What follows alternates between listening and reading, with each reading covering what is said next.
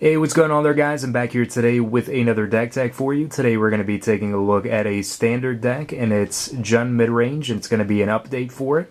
So Jund Midrange is a black, red, and green deck that combines the use of very powerful creatures along with removal for what our opponent's trying to do.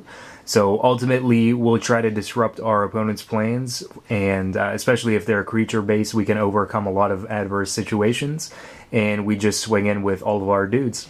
So before we actually get to taking a look at what this deck looks like, if you guys have any suggestions for decks that you would like to see, please leave them down in the comments below, and I'll take them into consideration for future deck techs.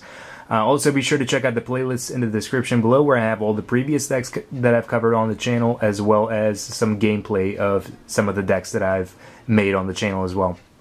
So, starting off with the deck tech, we're taking a look at our creatures. So the first one is Scavenging Ooze.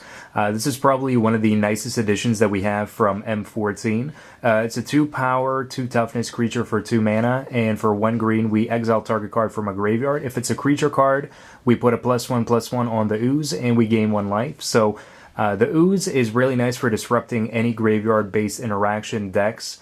It's also nice for just any plain and simple aggro-based decks where we use removal on their creatures and then we can pay the green mana and make the Ooze bigger while gaining life as well. So it's really nice for that. It's also pretty nice up against any decks that are running Snapcaster Mage or any flashback spells at all, because we can go ahead and just start taking those spells and exiling them from our opponent's graveyard so they can't either flash them back if it's stuff like removal or counter spells or anything like that, or if they're trying to use it at a later time to use the flashback cost, they would like think twice or any spells like that. So the Ooze ends up being a nice way to have a big creature in a short amount of time, especially if we're playing up against something creature heavy or like Reanimator style decks. And we can also gain back life off of it, as well as disrupting any graveyard strategies. We have a playset of Huntmaster of the Fells, so 2/2 for 4. We gain 2 life whenever he enters the battlefield, and we get a 2/2 wolf. Whenever he flips, he's going to deal 2 damage to target creature and to target player, and he's going to be a 4/4 on his flip side. So Huntmaster is just an easy way to be able to still remain in the game if we're playing up against anything that's like hyper aggressive.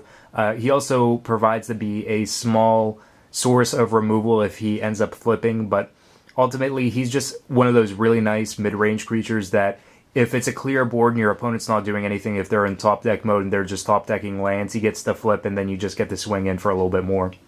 We have 2 Olivia Voldaren, so 3/3 for 4 and flying. 2 abilities. The first one is to ping a creature for 2 mana, it becomes a vampire, and Olivia gets a +1/+1. And the second one is 5 mana, we get to take control of a vampire that is on the battlefield for as long as we control Olivia. So it's an easy way to take anything big that our opponent may have. If we have 7 mana open by the mid to late game, then it ends up being pretty nice for us because we can just ping and instantly take it from our opponent.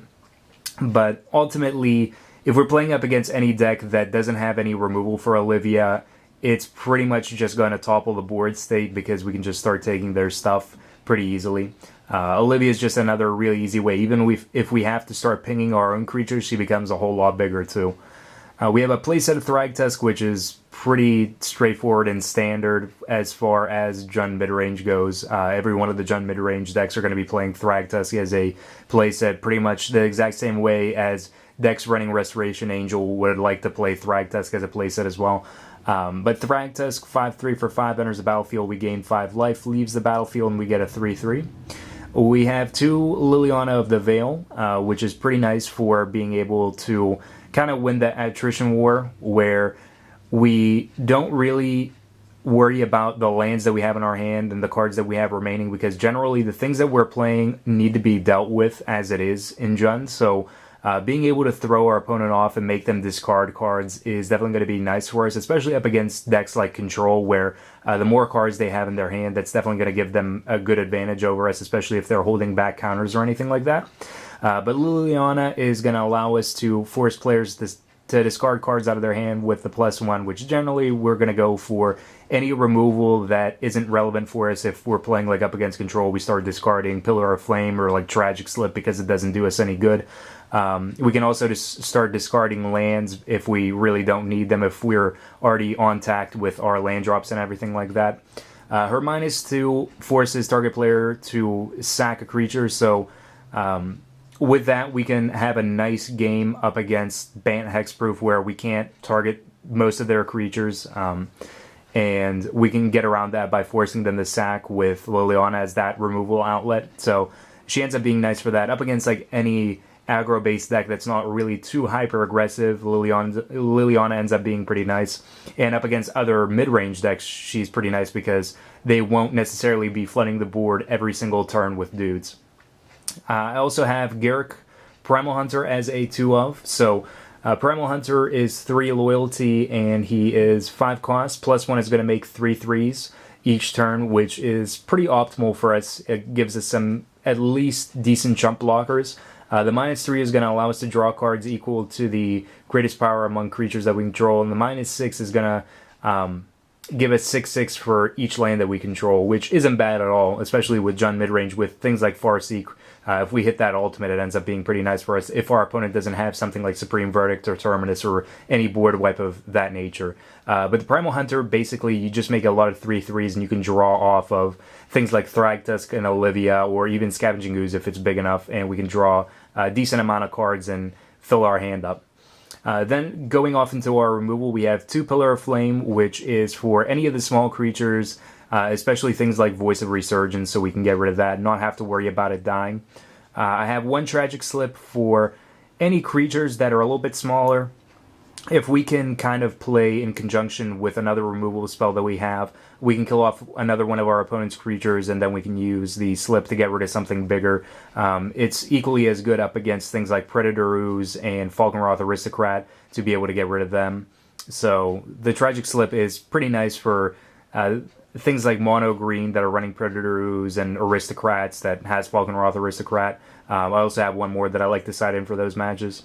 I have 2 Doomblade, so destroy target non-black creature for 2 mana. It's pretty nice to have Doomblade back in the format.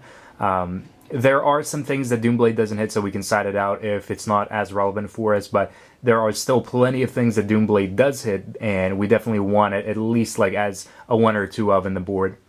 Then we have 2 Abrupt Decay, destroying non-creature or non-land permanents, not non-creature permanents, destroying non-land permanents with converted mana cost 3 or less for 2 mana. Can't be countered by spells or abilities. We have 1 Dreadbore, destroy target creature or planeswalker. Pretty straightforward. Doesn't have a drawback like Doomblade, but it is sorcery speed. But at the same time, it allows us to get rid of planeswalkers like Liliana's, Garruk's, Jace's, anything like that. We have a playset of Farseek to allow us to go off like turn 2 Farseek and then play turn 4 play like Huntmaster on turn 3, or play Garruk a turn sooner or anything like that. So it allows us to surge, and also allows us to fix our base of lands that we have in the game. We have 2 Putrefy, so 3 mana, and destroy target artifact or creature, and it can't be regenerated. The can't be regenerated clause in it is actually pretty nice. It sometimes ends up being relevant, like up against like Virals. It's somewhat relevant for that. We have 1 Primeval Bounty, so another card that I like out of M14, and I definitely wanted to use it just as a 1-up in this deck. It's an enchantment for 6, and it makes all of our plays pretty nice for us after the point of which we play it. So whenever we cast a creature spell, we put a 3/3 onto the battlefield. Whenever we cast a non-creature spell, we put 3+1/+1 counters on target creature we control, and whenever a land enters our battlefield under our control, we gain 3 life. So even if we're playing in late game when we top deck something like Farseek, we at least get to gain back 3 life.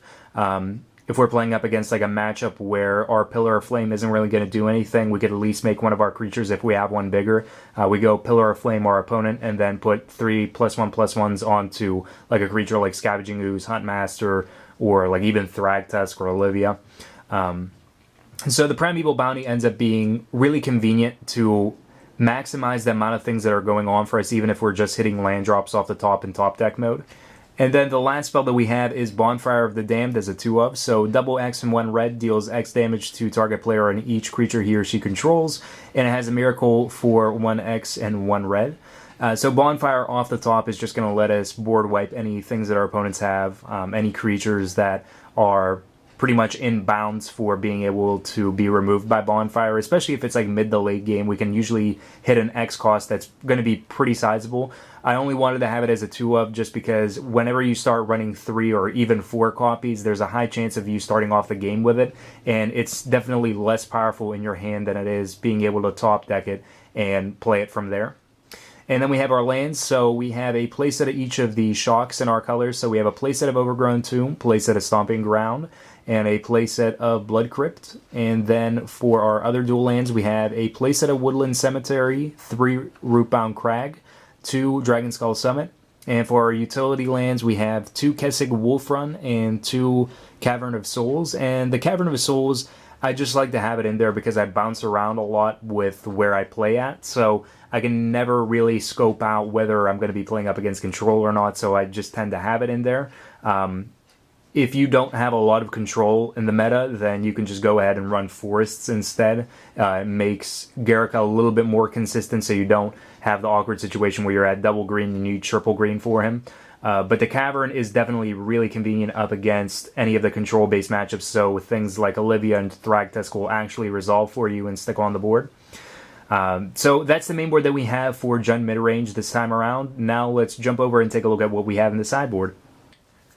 So for our sideboard here, the first card that we have is Sire of Insanity. So Sire is a 6/4 for 6, and at the beginning of each end step, each player discards his or her hand. So Sire is one of those cards that does hurt you, but at the same time is really good up against decks like Control because it forces them to go into top deck mode, which is something that they really don't want to be doing.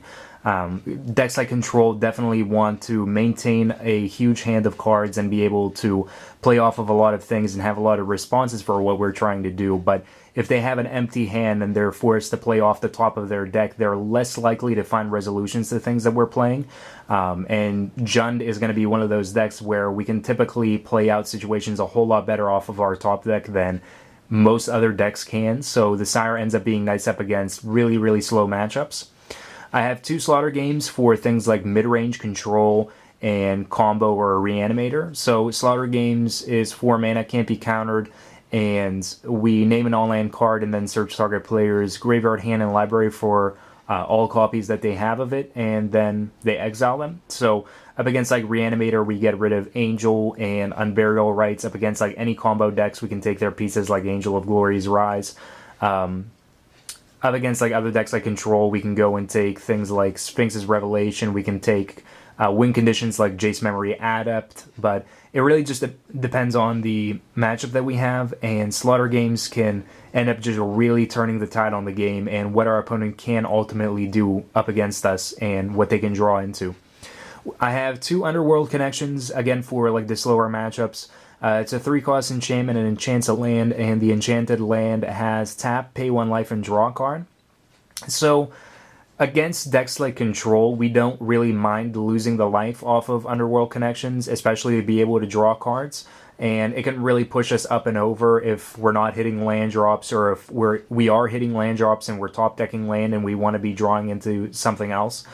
So it ultimately just allows us to speed things along just a little bit, and we don't have to keep on paying like a huge mana cost to have to draw. We don't have to tap out 5, play Garruk, uses -3 to draw like 4 or 5 cards at a time. We can just use the 1 land, tap it, and pay 1 and draw. I have 1 Golgari Charm, which is kind of... It has multiple purposes. It's an instant speed, and it's 1 black and 1 green. All creatures get -1/-1 until the end of the turn, or destroy target enchantment, or regenerate each creature that we control. So up against decks like Flash or Control, Golgari Charm ends up being nice because it can get rid of things like Detention Sphere up against like decks like Flash and white, blue, red Control, or the Flash variants too. We can go and start getting rid of Assembled Legion that they might have, but it also works pretty nice for us if our opponent's using Supreme Verdict against us, so we can regenerate all of our creatures if we have like a Thragtusk and a Scavenging Ooze or something like that that we don't want our opponent to get rid of, especially if it's like turn 4 and they try to... turn 4 or turn 5 and they can't like really counter the Golgari Charm or something like that. Being able to use it and regenerate anything that we have is pretty optimal for us, alongside being able to use it for removal for Detention Sphere and Assemble the Legion. I have one Ratchet Bomb for any of the really aggressive decks that are running like a lot of 1 and 2 drops, mainly like 2 drops, so we can build up the Ratchet Bomb and just crack it and get rid of any huge aggro blowout that might occur. I have 2 Devour Flesh, which is good up against aggro, but more specifically it's good up against the hexproof matchups, where we force target player to sack a creature, and generally we can force them to sack one of their essential pieces that they have, one of their hexproof guys that they're about to build up with enchantments, and we can just throw them off of their game, especially if they go and they're trying to play their enchantment on their hexproof guy, and that's the only one they have on the battlefield, and then we can respond with Devour Flesh, so we kind of go and just 2-for-1 them with Devour Flesh. I have one more Tragic Slip in the sideboard to be able to play up against like things like Mono Green and Aristocrats, just to be able to get rid of Falkenroth Aristocrat, because having them turn her indestructible is kind of annoying, and Predator Ooze is definitely something that's pretty annoying. And then if we don't get like Liliana or Devour Flesh in like the Mono Green matchup, then Tragic Slip is definitely something we want to bank on being able to draw. I have one Pillar of Flame for the Voice of Resurgence matchups. That's really what I like to have the Pillar of Flame in for. But it also works equally as good up against any really hyper-aggressive early game aggro. So we can just side one more copy of it in. I have one Curse of Death's Hold to be able to counteract Assemble the Legions. That's pretty much the biggest thing that I have it for. But it also works good for other decks. It works on non-token creatures as well. So it's not just the tokens, or I would be running like Illness in the ranks, but the fact that it hits all creatures is pretty nice for us. Even though it's 5 mana, that's not a problem because we can still ramp with like Farseek into it, and by the time our opponent plays Assemble the Legion, it's not really a problem. I think the biggest thing that separates Curse from Illness is probably the fact that it just hits all creatures, not just tokens. So Curse is pretty nice. I have a Singleton Acidic Slime to be able to destroy any utility lands that our opponents have, artifacts or enchantments. Again, it's another card that I like to side in against white, blue, red to get rid of Assemble the Legion, and it also gets rid of like controls Nephalia Drownyard if we're playing up against Esper, or like Detention Sphere, any of those cards, Oblivion Ring as well, while it's still in Standard, up until Theros comes in. Same thing goes for like the most of the cards that we have in this deck. They're going to be rotating out once Theros comes in, but even so, Acidic Slime deals with a lot of different things that our opponent may be playing against us. And then the last card that we have is Pithing Needle. So Pithing Needle is up against the utility lands that have good abilities, planeswalkers like Jace that can just blow us out, and if we don't have responses to it, will just beat us down. And also cards like Aetherling, because Aetherling is really difficult to get rid of because it can just go and keep on exiling itself every time we want to kill it off. So we can go and play Pithing Needle, name the Aetherling, and its abilities can't be used, which is pretty nice for us, just having that one spot in our sideboard just for hate for a lot of different cards. So that's the main board and sideboard that we have for this update for Jund Midrange. Hopefully you guys enjoyed it. Be sure to leave all suggestions for other decks that you would like to see in the comments below. Make sure to thumbs up this video and subscribe to the channel for more Magic the Gathering videos, and check out the playlist in the description where I have all the previous decks that I've covered and gameplay stuff. And until next time, guys, have yourselves a wonderful, fun-filled Magic the Gathering day.